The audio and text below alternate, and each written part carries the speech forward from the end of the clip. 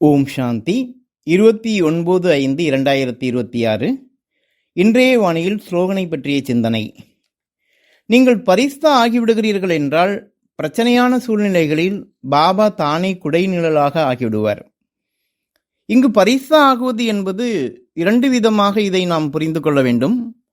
முதலாவது, நாம் பரிஸ்தா ஸ்திதியில் இருப்பது நான் ஒரு பரிஸ்தா ஒளி உடலில் இருக்கிறேன், நடந்தாலும் சுற்றினாலும் அமர்ந்தாலும் எழுந்தாலும் நான் பரிஸ்தா என்ற உணர்விலே இருப்பது. இதற்கு தான் அவ்வியக்த ஸ்திதி என்று கூறப்படுகிறது. இரண்டாவது, தனது பொறுப்புகளை பிரச்சனைகளை பாபாவிடம் கொடுத்துவிட்டு தான் கவலையற்றவர்களாக ஆகிவிடுவது. பாபாவிடம் எனது பிரச்சனைகளை நான் கொடுத்து விட்டேன் என்றால் பிறகு அதை பற்றிய சிந்தனை எனக்கு வரக்கூடாது. அதை பாபா பார்த்து கொள்வார். நான் சதா எனது ஸ்திதியில் லேசாக இருப்பது. இப்படி பரிஸ்தா ஸ்திதியில் இரண்டு விதம் இருக்கிறது. சங்கம யுகத்தில் பிராமணர்கள் நமது லட்சியம் பிரம்மா பாபாவிற்கு சமமாக சம்பூர்ண பரிஸ்தா ஆகுவதே ஆகும். பிரம்மா பாபாவும் இந்த இரண்டு நிலைகளை அனுபவம் செய்தார். பிரம்மா பாபா தனது ஆன்மீக முயற்சி வாழ்க்கையில் செல்லும்போது எத்தனையோ பிரச்சனைகள் தடைகள் வந்தது. ஆனால் அதை பாபாவிடம் கொடுத்துவிட்டு தான் கவலையற்ற மகாராஜாவாக இருப்பதை நாம் கேட்டிருக்கிறோம். பாபாவே கூறுகிறார், நான் குழந்தைகள் உங்களது சுமைகளை வாங்குவதற்கு தான் வந்திருக்கிறேன், உங்களுக்கு உதவி செய்வதற்காக தான் வந்திருக்கிறேன். நீங்கள் உங்கள் சுமைகளை பிரச்சனைகளை என்னிடம் கொடுத்துவிட்டு லேசாக இருங்கள் என்று கூறுகிறார். ஆனால் நடைமுறை வாழ்க்கையில் நாம் என்ன செய்து கொண்டிருக்கிறோம்? பிரச்சனைகள் வரும்போது பிரச்சனைகளை பாபாவிடம் கொடுத்துவிட்டு கவலையற்ற நிலையின் அனுபவத்தை செய்கிறோமா, அல்லது பிரச்சனையை நினைத்து குழம்பிக் கொண்டு இருக்கிறோமா? நாம் பிரச்சனைகளை கண்டு புலம்புகிறோம், குழப்பமடைகிறோம் என்றால் நமது பிரச்சனைகளை பாபாவிடம் முழு மனதோடு கொடுக்கவில்லை என்பதே உண்மையும் ஆகும். இது நமக்கு பாபா மீது உள்ள நிச்சய புத்தியோடு சம்பந்தப்பட்டிருக்கிறது. பாபா கூறுகிறார், உங்களை ஏதாவது வீணான எண்ணமோ விகல்பமோ அதாவது விகார எண்ணங்களோ வந்து உங்களது ஸ்திதியை டிஸ்டர்ப் செய்கிறது என்றால் மேலே என்னிடம் அதை கொடுத்து விடுங்கள், நீங்கள் ஃப்ரீயாகி விடுங்கள் என்று கூறுகிறார். அப்படி எப்படி கொடுக்க முடியும்? எனக்கு அந்த அளவிற்கு பாபா மீது அன்பு இருக்க வேண்டும். எனக்கு ஒரு பாபாவை தவிர யாருமே இல்லை.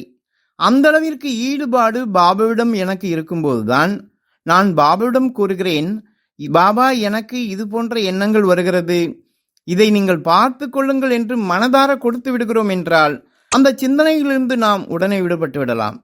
இதுதான் நமது முயற்சியில் நாம் பாபாவிடம் உண்மையாக சத்தியமாக இருப்பது என்பதாகும். ஆரம்பத்தில் தாதிகள் தீதிகள் பாபாவிடத்தில் அப்படி சத்தியமாக இருந்ததால் தான் கடைசியில் தனக்கான சம்பூர்ண பரிஸ்தா நிலையை பிராப்தி செய்தார்கள்.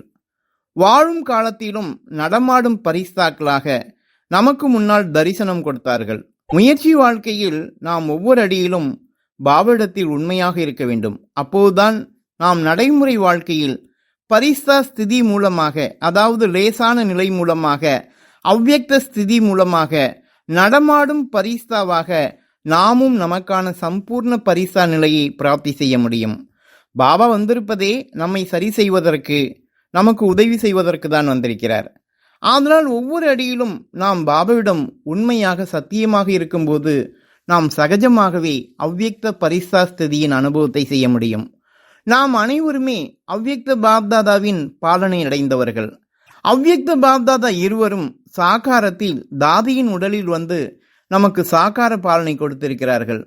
இப்போது பாப்தாதா அப்படி சாகாரத்தில் வருவதில்லை, அவருக்கான ரதம் இல்லை. ஆனாலும் பாபா இப்போதும் நான் உங்களுக்கு பாலனை கொடுக்கிறேன், உதவி செய்கிறேன் என்று கூறுகிறார். மேலும் நீங்கள் எனது அவ்வியக்த பாலனைக்கு ரிட்டன் கைமாறு செய்ய விரும்புகிறீர்கள் என்றால் நீங்கள் அவ்வியக்த ஸ்திதி மூலமாக வதனத்திற்கு வந்துவிடுங்கள். அங்கு எவ்வளவு நேரம் வேண்டுமானாலும் நீங்கள் எப்போது வேண்டுமானாலும் என்னோடு சந்தித்து கொண்டே இருக்கலாம் என்று கூறுகிறார். அப்படி நாம் அவ்வியக்த ஸ்திதியில் சதா அவ்வியக்த பரிஸ்தா ஆகிவிடுகிறோம் என்றால் சதா நாம் பாபாவோடு சேர்ந்தே இருக்கிறோம். பாபாவோடு சேர்ந்திருக்கிறோம் என்றால் சதா பாபாவினுடைய குடை நிழலுக்குள் இருக்கிறோம் என்பதாகும். அங்கு எந்த விதமான பிரச்சனைகளும் வரவே முடியாது. வந்தாலும் அதை பாபா பார்த்து கொள்வார். நாம் பாதுகாப்பாக இருக்கலாம். மகாபாரதத்தில் நாம் ஒரு கதை பார்க்கலாம். அர்ஜுனன் கர்ணனோடு யுத்தம் செய்துவிட்டு ரதத்திலே தனது இருப்பிடத்திற்கு வருவார். வந்தவுடன் கிருஷ்ணர் அர்ஜுனனிடம், அர்ஜுனா, ரதத்திலிருந்து கீழே இறங்கு என்று கூறுவார். அப்போது அர்ஜுனன், முதலில் நீங்கள் தானே இறங்க வேண்டும், என்ன இறங்க சொல்கிறீர்கள் என்று கேட்பார். அதற்கு கிருஷ்ணர், எல்லாம் காரணமாக தான் கூறுகிறேன் என்று கூறுவார். பிறகு அர்ஜுனன் ரதத்திலிருந்து கீழே இறங்கி செல்வார். அதன் பிறகு கிருஷ்ணர் அந்த ரதத்திலிருந்து கீழே இறங்கி சென்றவுடன் அந்த ரதம் சுக்குநூறாக வெடித்து சிதறும். அர்ஜுனனுக்கு பேரதிர்ச்சியாகிவிடும். பிறகுதான் அர்ஜுனன் கிருஷ்ணர் கூறியதன் ரகசியத்தை புரிந்து கொள்வார்.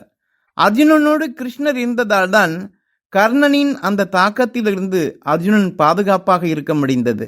அதுபோலதான் பாபா நம்முடன் இருக்கும்போது நாமும் எப்படிப்பட்ட பிரச்சனையிலும் பாதுகாப்பின் அனுபவத்தை செய்ய முடியும். அங்கு கதைகளில் பாபாவை கிருஷ்ணராக காட்டப்பட்டிருக்கிறது. அதில் அர்ஜுனன் நாம் தான். முதலாவது அர்ஜுனன் பிரம்மா பாபா, இரண்டாவது அர்ஜுனன் நாம் தான். ஆதலால் முயற்சி வாழ்க்கையில் சதா பாபாவிடத்தில் உண்மையாக சத்தியமாக இருந்து பிரச்சனைகளிலும் சதா பாபாவிடம் பாதுகாப்பின் அனுபவத்தை செய்து அவ்யக்த பரிஸ்தா ஸ்திதி மூலமாக சம்பூர்ண பரிஸ்தா ஆகுவோம். நல்லது. ஓம் சாந்தி.